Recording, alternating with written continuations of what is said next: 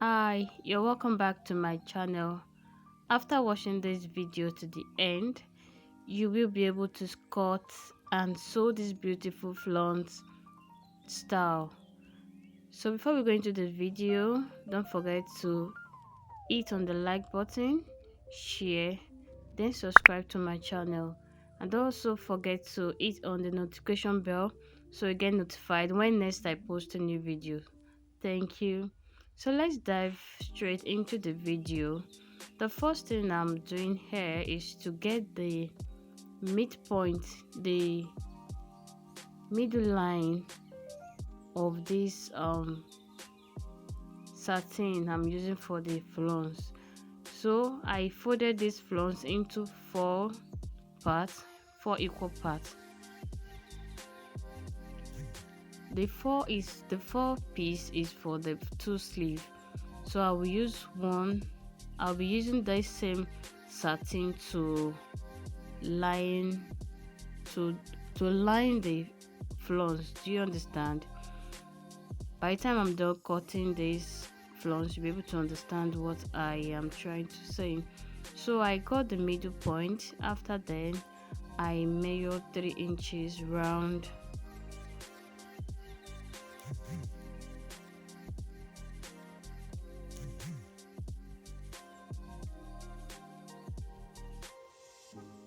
So after getting the 3 inches round, at one end of the at one end of it, I measured 3 inches. See the way I'm doing it. Just watch the way I'm measuring the 3 inches. So I'll go around again with that same 3 inches.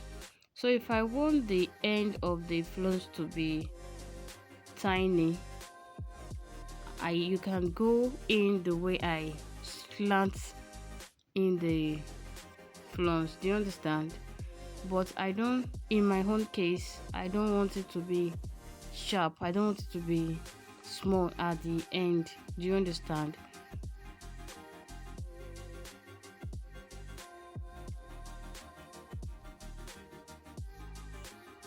After getting to this point, I proceeded by using 4 inches instead of 3 inches. I want the flounce to have 3 inches at the tip, then the remaining end will be 4 inches.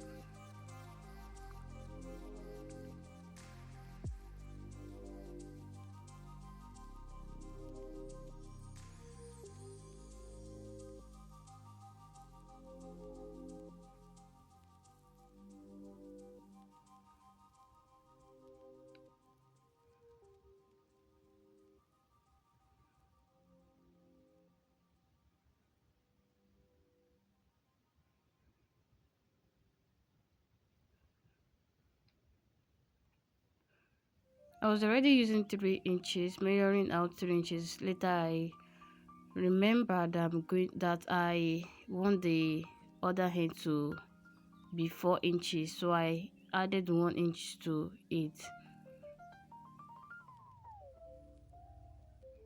So I used 4 inches all through.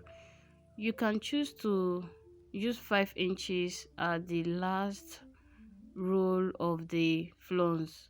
Do you understand? If you want, depends on how you want, how big or how wide the flounce, how you want it to look like. Do you understand?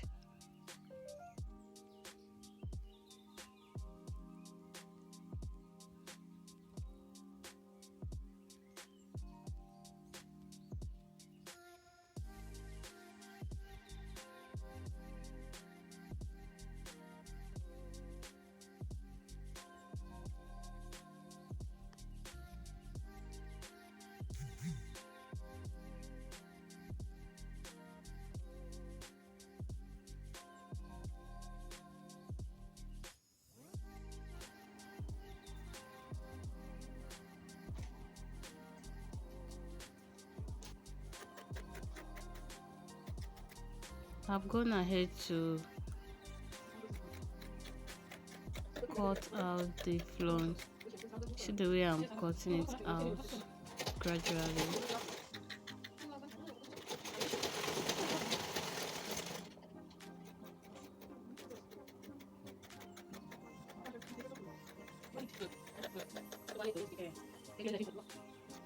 My table was too small to achieve this roundness on it, so I have to use the floor. So I'm done cutting it out. So I'll remove this midpoint, that middle cut. Do you understand? So this is the part I want to use.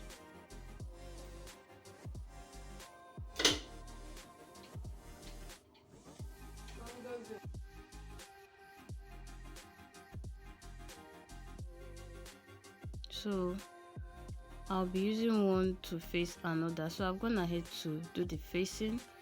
So after then I will notch it. So you can see how I'm notching the round end. The reason why I'm notching this sewing is for it to relax after ironing. So I've gone ahead to notch, then I'll go to the ironing table to iron it out.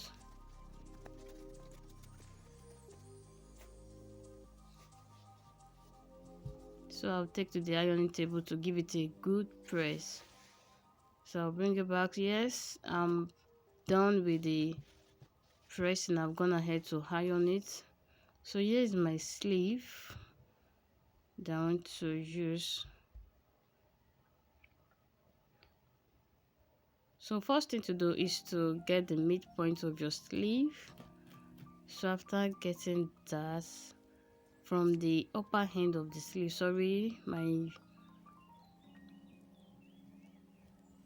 after getting the midpoint, I'll go ahead to measure 2 inches round that midpoint I got.